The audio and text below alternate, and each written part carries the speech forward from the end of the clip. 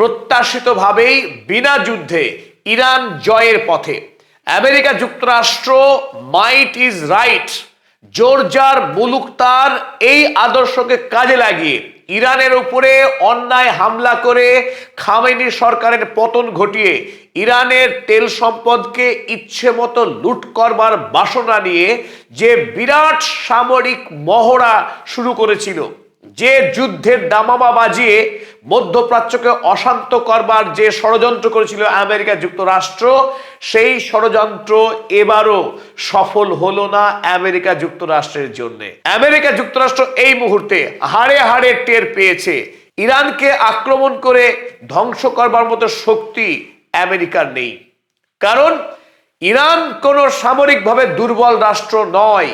পৃথিবীর একমাত্র ব্যতিক্রমী রাষ্ট্র ইরান, যার কাছে মজুত রয়েছে 100 প্রকারের শক্তিশালী মিসাইলের এক বিপুল ভান্ডার, যে রাষ্ট্রকে অতর্কিতে হামলা করে গুড়িয়ে দেওয়া যায় না। আর এই ভাবনা শিশুর ভাবনা ডোনাল্ড ট্রাম্পের মতো একজন আত্মম্ভরী অহংকারী রাষ্ট্রপতি ভাবতে পারেন, কিন্তু পেন্টাগনের সেনা কর্তারা এই মুহূর্তে আশঙ্কায় তারা প্রহর গুনছেন। ইরান হামলা করলে আমেরিকা যুক্তরাষ্ট্রের যে সামরিক অহমিকা, তারা নাকি পৃথিবীর সবচাইতে শ্রেষ্ঠ সামরিক শক্তি, সেই অহংকার এই মধ্যপ্রাচ্যে গুড়িয়ে যাওয়ার সম্ভাবনা অতি প্রবল। তাই মুহুর্মুহু হুমকি দেওয়ার পর যখন কাজ হলো না, খামেনি যখন ডোনাল্ড ট্রাম্পের কাছে মাথা নত করতে অস্বীকার করলেন বারবার, এমনকি ডোনাল্ড ট্রাম্পের কাছ থেকে গলা ধাক্কা খাওয়া ইউরোপ মহাদেশ আরো একবার চেষ্টা করেছিল আমেরিকার বন্ধু সাজার। আর সেই বাসনা নিয়ে ইরানের ইসলামিক রেভলিউশনারি গার্ড কর্পসকে যখন ইউরোপীয় ইউনিয়ন একটি টেরোরিস্ট অর্গানাইজেশন হিসেবে ঘোষণা করলো, তাতেও ইরানকে ভয় ধরানো গেল না, পাল্টা ইউরোপীয় ইউনিয়নের আর্মিকেই টেরোরিস্ট অর্গানাইজেশন হিসেবে ইরান সরকার ঘোষণা করে দিল। আর শুধু এখানেই শেষ নয়, ডোনাল্ড ট্রাম্প যখন ভেবেছিল যে আমেরিকার নৌসেনা এবং তার যে লিঙ্কন জাহাজ কিংবা জর্জ H.W. বুশ, এই সমস্ত যুদ্ধ জাহাজ তার সঙ্গে পাল্লা দেওয়ার মতো কোনো নৌ শক্তি পৃথিবীতে নেই, আর তখনই স্ট্রেটস অফ হরমুজে নামিয়ে দিলেন ফাতা ক্লাস সাবমেরিন এবং ইরানের সর্বোচ্চ নৌ শক্তি সগৌরবে এখন কুচকাওয়াজ করছে স্ট্রেটস অফ হরমুজে। আর এতে মার্কিন সেনারা থরহরিকম্প, তারা থরথর করে কাঁপতে শুরু করেছে এবং আমেরিকা সরকারকে তারা হাতে পায়ে ধরছে, যাতে করে এই মুহূর্তে ইরানের সঙ্গে যেন কোন রকম সামরিক সংঘাতে না যায় মার্কিন সরকার। খোদ নৌসেনা তারা বিরাট বড় একটি অনুরোধ পত্র পাঠালো ইরান সরকারকে, যাতে ইরানের নৌসেনা যেন ওই পারস্য উপসাগরে সরাসরি ফায়ার না করে। যদি ফায়ার করে তাহলে মার্কিন নৌসেনার পক্ষে এই আরব সাগরে টিকে থাকা অসম্ভব হয়ে উঠবে। ইরানের সাগর, ইরানের নিজের এলাকা, সেখানে আমেরিকা চেয়েছিল ইরানে এসে ইরানকে মেরে যাবে, সেটা হওয়ার নয় অন্তত এবার। ইরান আটঘাট বেঁধে সমস্ত প্রস্তুতি নিয়ে বসে আছে। তাই যতই ডোনাল্ড ট্রাম্প হুমকি দিলেন, পাল্টা তাকে ধমক খেতে হলো একবার নয় বহুবার। আর সবচাইতে মজার যে বিষয়টি হয়েছে, 2025 সালের জুন মাসের অপারেশন হ্যামার, যে অপারেশন হ্যামারের দ্বারা ডোনাল্ড ট্রাম্প তিনি ইরানের যে পারমাণবিক যে স্থাপনা নাতাজ, ফোর্দো এবং ইস্পাহানে মধ্যরাতে যে B-2 বোমারু বিমান দিয়ে যে হামলা চালিয়েছিলেন, সেই হামলাতে ডোনাল্ড ট্রাম্প দাবি করেছিলেন তিনি ইরানের সমস্ত ফ্যাসিলিটিকে গুড়িয়ে দিয়েছেন। কিন্তু মজার ব্যাপার কি হয়েছে, মধ্যরাতে যখন বোমা বর্ষণ করলেন, একটি বোমা ব্লাস্ট করেনি। আর সেই বোমা অর্থাৎ GBU 57A/B, এই বোমা ইরান রিভার্স টেকনোলজি দিয়ে বানিয়ে ফেলল আরো শক্তিশালী বাংকার বাস্টার, যে প্রযুক্তি আমেরিকার হাতে ছিল এতদিন, মাটির গভীরে গিয়ে ধ্বংসকাণ্ড চালানো, সেই প্রযুক্তি এখন ইরানের হাতে রয়েছে। একদিকে মিসাইল, সাবমেরিন, এমনকি বাংকার বাস্টার, আধুনিক সমরাষ্ট্রের দিক থেকে আমেরিকা থেকে ইরান এতটুকুও পিছিয়ে নেই। আর তার সাথে রয়েছে রাশিয়া এবং চীনের মতো দুই শক্তিশালী বন্ধু। ইরান, রাশিয়া এবং চীন এই ত্রিশক্তি যখন এক জায়গায় হাতে হাত রেখে কাজ করে, আমেরিকা যুক্তরাষ্ট্র তার সঙ্গে এঁটে ওঠা কোনোভাবেই সম্ভব না। আর এই কারণেই আজ অর্থাৎ ৩রা ফেব্রুয়ারি আঙ্কারাতে আলোচনায় বসতে চলেছেন ডোনাল্ড ট্রাম্পের ডিল মেকার স্টিভ উইটকফ এবং ইরানের সুপ্রিম লিডার আয়াতুল্লাহ আলী খামেনির একান্ত পরামর্শদাতা আলী লারজানি। তারা 4 দিনের জন্য তুরস্কের রাজধানী আঙ্কারাতে একটি গুরুত্বপূর্ণ দ্বিপাক্ষিক বৈঠক শুরু করছেন। এই বৈঠক ইরানের অঘোষিত জয়। চলুন আজকের এই ভিডিওতে আমরা দেখে নিই ডোনাল্ড ট্রাম্প কোন অবস্থায়, কোন পরিস্থিতির চাপে পড়ে তিনি দ্বিতীয়বার ইরান হামলার সিদ্ধান্ত থেকে পিছপা হতে বাধ্য হলেন এবং তার একান্ত পরামর্শদাতা স্টিভ উইটকফকে পাঠিয়ে ইরানের সঙ্গে ডিল করতে বাধ্য হচ্ছেন। প্রথমত ডোনাল্ড ট্রাম্প চেয়েছিলেন ইরানে একটি সংক্ষিপ্ত এবং মারাত্মক ধ্বংসাত্মক আক্রমণ করে ইরানকে গুড়িয়ে দিয়ে তার এই অ্যাটাককে, তার স্ট্রাইককে সম্পন্ন করা, যাতে ইরান গুড়িয়ে যায় এবং আমেরিকাকেও দীর্ঘমেয়াদী যুদ্ধের মাসুল না গুনতে হয়। সেই কথা তিনি ঘোষণা করেছেন ড্যাভোসে। আমেরিকায় ফিরে গিয়ে একাধিকবার তিনি বলেছিলেন তিনি একটা বিরাট আর্মাডা নৌবহর পাঠিয়েছেন ইরানকে শিক্ষা দেওয়ার জন্য, ধ্বংস করবার জন্য, কিন্তু তিনি দীর্ঘমেয়াদী কোনো যুদ্ধ চাননি। কিন্তু এই অভিযান শেষ করতে এসে যখন জল মাপতে শুরু করলেন ডোনাল্ড ট্রাম্প, তখনই বুঝতে পারলেন ইরান সম্পর্কে তার যে ভাবনা ছিল সেই ভাবনা একেবারেই ভ্রান্ত। রক্তপিপাসু যুদ্ধ অপরাধী বেঞ্জামিন নেতানিয়াহু যতই ডোনাল্ড ট্রাম্পকে বোঝান না কেন ইরানকে ধ্বংস করা বড় দরকার আমেরিকার স্বার্থে, ইসরায়েলের স্বার্থে, ডোনাল্ড ট্রাম্প তিনি বুঝতে পারছেন ইরান হামলা করলে আমেরিকার জন্য সেটা সুখকর হবে না, আর্থিকভাবে, রাজনৈতিকভাবে, এবং তার যে পৃথিবীর সবচেয়ে শক্তিশালী রাষ্ট্র থাকার যে মর্যাদা, তার যে শিরোপা, সেই শিরোপা অচিরেই আরব সাগরে ডুবে যাবে, সে কথা তিনি ইঙ্গিত করতে পারছেন। চলুন দেখে নিই ডোনাল্ড ট্রাম্প কি বলেছিলেন। দ্য গার্ডিয়ান কোট করেছে ডোনাল্ড ট্রাম্পকে। সেখানে ডোনাল্ড ট্রাম্প খুব গর্বের সঙ্গে বলেছিলেন যে he was prepared to rapidly fulfill its missions with speed and violence if necessary. যদি ইরান, দুটি শর্ত ছিল, যদি ইরান তার দেশের আন্দোলনকারীদের ওপরে অত্যাচার এবং তাদের খুন করা বন্ধ না করে এবং ইরান যদি তার পারমাণবিক অস্ত্র নির্মাণের প্রক্রিয়া না থামায়, আমেরিকা এসে শিক্ষা দেবে। Wow, amazing idea. আমেরিকা ডেমোক্রেসির শিক্ষা দেবে ইরানকে। ইরান পারমাণবিক অস্ত্র তৈরি করতে পারবে না, যদি করে শিক্ষা দেবে। এই সমস্ত কথা বলে ডোনাল্ড ট্রাম্প চেয়েছিলেন সারা পৃথিবীর মানুষের দৃষ্টি ঘোরাতে।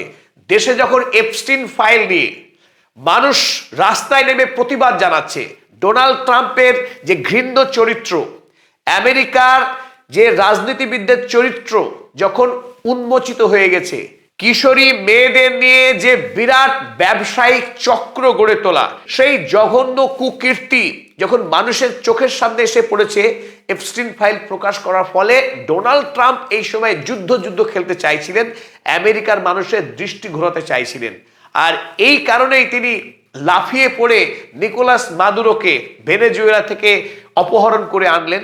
এই সময়ে তিনি ইরান হামলা করে আমেরিকার মানুষকে খুশি করতে চেয়েছিলেন, যাতে করে তার কালো মুখ যাতে না দেখতে পায় আমেরিকার মানুষ।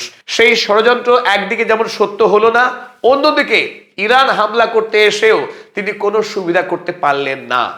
ডোনাল্ড ট্রাম্প হুমকি দিয়ে ইরানকে কাবু করতে চেয়েছিলেন, আর সেই উদ্দেশ্য নিয়েই ইউএসএস আব্রাহাম লিঙ্কনের মতো বিশাল আকার যুদ্ধজাহাজ পাঠিয়ে দিয়েছিলেন, তার সঙ্গে 5টি ডেস্ট্রয়ার যুদ্ধজাহাজ পাঠিয়েছিলেন এবং 3টে যুদ্ধজাহাজ, সব মিলিয়ে প্রায় 15,000-এরও অধিক নৌসেনাকে পারস্য উপসাগরে পাঠিয়ে দিয়ে ইরানের ঘুমকে তিনি কাটতে চেয়েছিলেন। ইরান উল্টে আমেরিকার রাষ্ট্রপতির ঘুম কেড়ে নিয়েছেন।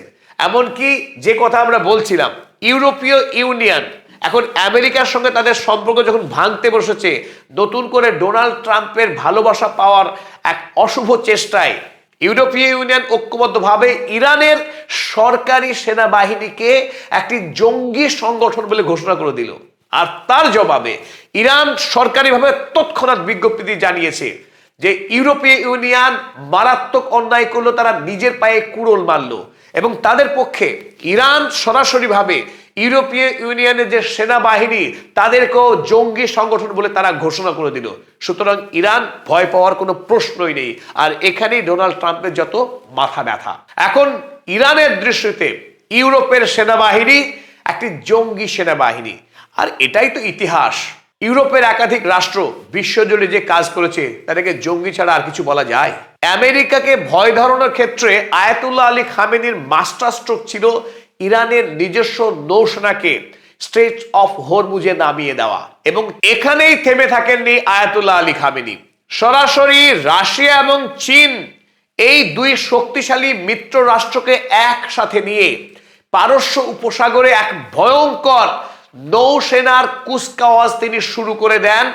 যখন রাশিয়া এবং চীনের নৌসেনা বাহিনী পৌঁছতে সময় লাগছে, সেই সময় একাই দুঃসাহসিকভাবে ইরানের নৌসেনারা কুচকাওয়াজ শুরু করে এবং তারা ওপেন ফায়ারিং শুরু করে দেয়, দেখিয়ে দেয় তাদের দেশে, তাদের সাগরের এলাকায় তারা কত দুঃসাহসী হতে পারে, কত নির্ভীক হতে পারে। সেখানে আব্রাহাম লিঙ্কন পৌঁছে গেছে, তাই লেজ গুটিয়ে ঘরে বসে থাকবে ইরানের নৌসেনা, এটা হয়নি। যখন ইরানি নৌসেনারা তাদের একাধিক অত্যাধুনিক সাবমেরিন, তাদের মিসাইল লঞ্চ প্যাড এবং মিসাইলের এক বিরাট সম্ভার নিয়ে যখন আরব সাগরে এসে তারা কুচকাওয়াজ শুরু করে দেয়, আর তাতে আমেরিকা যুক্তরাষ্ট্র মারাত্মকভাবে ভয় পেয়ে যায় এবং আমেরিকান নেভি খোলা চিঠি দিয়ে ইরানকে কাতর মিনতি করে যে ইরানিয়ান সেনারা যেন গোলা বর্ষণ না করে, তাতে মার্কিন সেনারা আক্রান্ত হতে পারে, আন্তর্জাতিক আইন লঙ্ঘন করতে পারে ইরানি সেনা। বাহ, কি চমৎকার!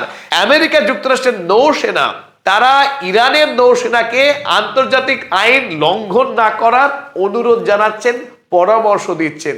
আমেরিকা কোনোদিনও আন্তর্জাতিক আইনকে পাত্তা দিয়েছে, মেনেছে? একেই বলে ঠেলায় পড়লে বাঘে ধান খায়। এখান থেকেই বোঝা গেল যে ইরান দীর্ঘমেয়াদী যুদ্ধের জন্য প্রস্তুত।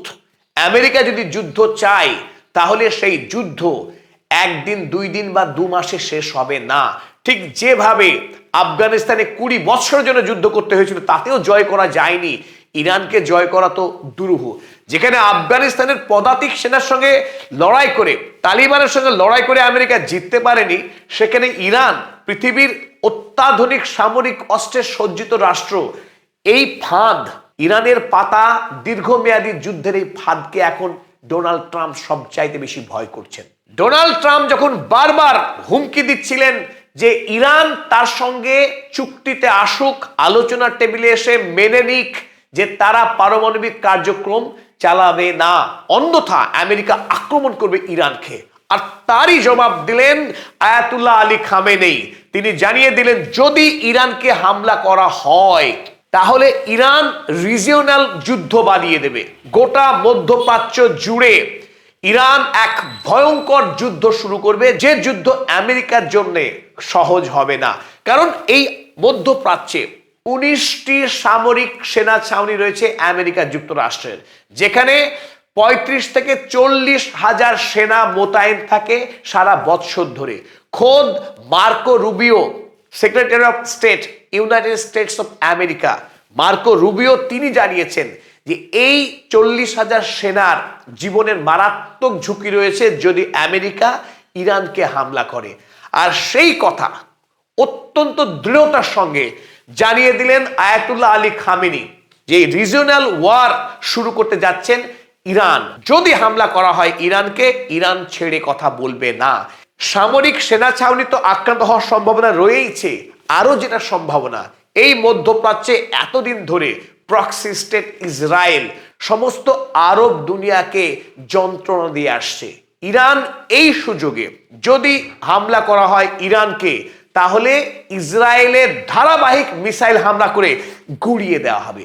কারণ ইরানের কাছে এই মুহূর্তে এমন কিছু মিসাইল রয়েছে, ওপরে তো ধ্বংসকাণ্ড চালাবেই, মোসাদকে তো গুড়িয়ে দেবেই, অপরদিকে বাংকারে বাস করবার যে এতদিন বন্দোবস্ত করে এসেছিল ইসরায়েল, সেই বাংকারকে ধ্বংস করবার জন্য ইরানের হাতে এখন রয়েছে খোরাম শাহের মিসাইল, এবং যে মিসাইলে এই মুহূর্তে বোমা ধারণ করছে GBU 57A/B, যে বোমা আমেরিকা ফেলেছিল ইরানকে, সেই বোমা এবার রিভার্স ইঞ্জিনিয়ারিং দিয়ে ইরান আরো শক্তিশালী করে বানিয়ে ইসরায়েলকে মারার জন্য প্রস্তুত হয়ে রয়েছে। তাই এই রিজনাল ওয়ার যদি শুরু হয়, তা আমেরিকা এবং ইসরায়েল এই দুই রাষ্ট্রের জন্য বিভীষিকা হবে, তাতে কোনো সন্দেহ নাই।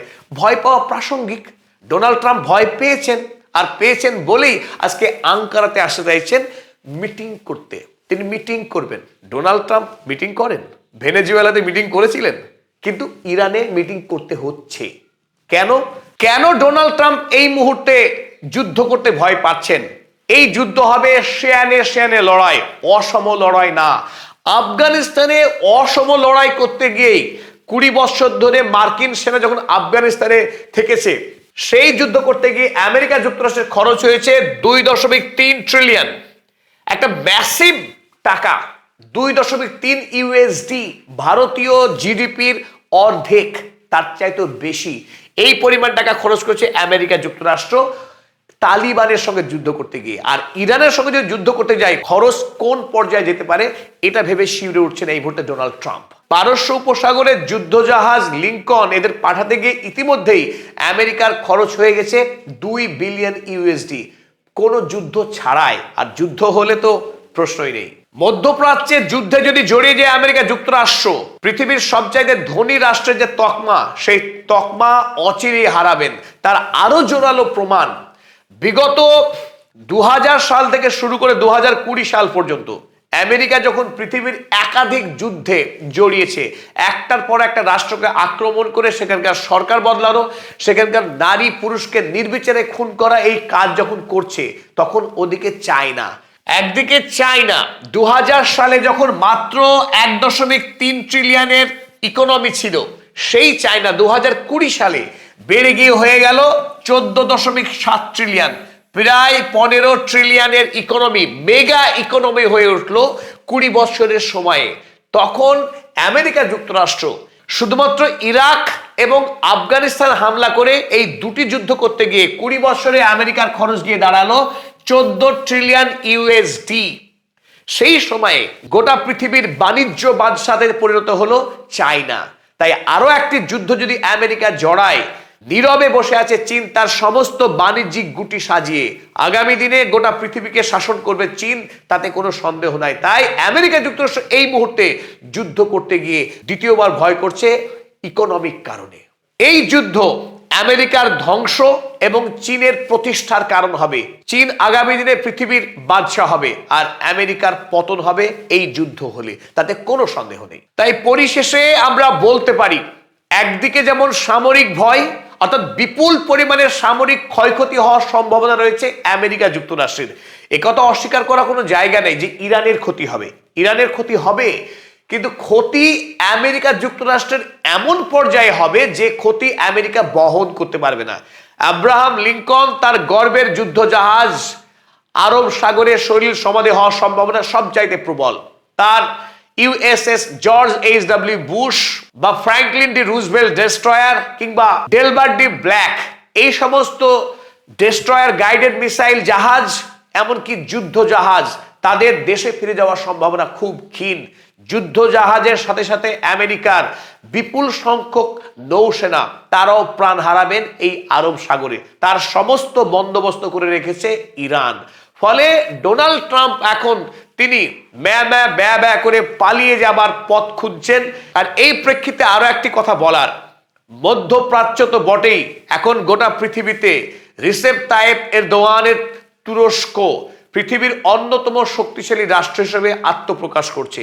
আমরা ইতিপূর্বেই এরদোয়ানের তুরস্কের উপর একটা বিস্তারিত ভিডিও করেছি, তুরস্কের মহানাটকীয় উত্থান। আপনারা চাইলে আমাদের সেই ভিডিও দেখে আসতে পারেন।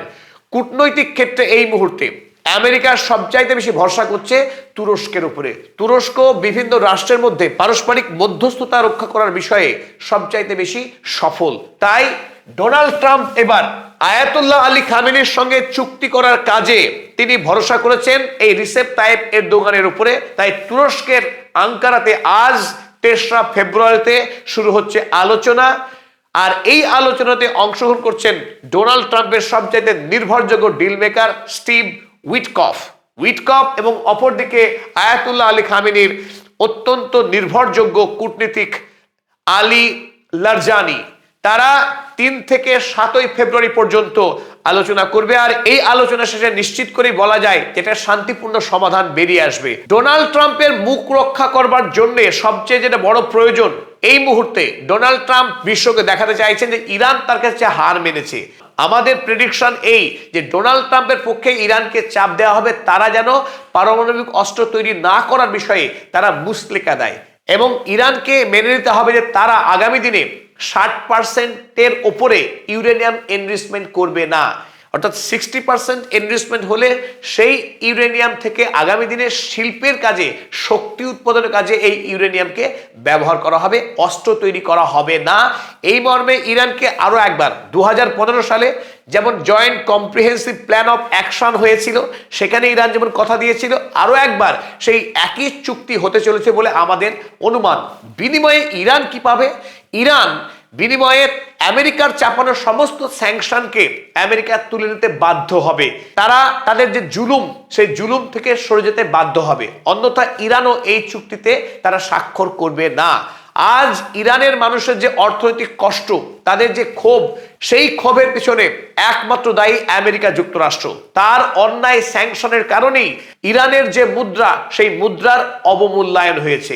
ইরানের মানুষের বাণিজ্যিক যে সংকট, সেই সংকটের মূলেও রয়েছে আমেরিকা যুক্তরাষ্ট্র। তাই ইরান কোনোভাবেই আমেরিকার অন্যায় কোনো প্রস্তাবকে তারা মেনে নেবে না।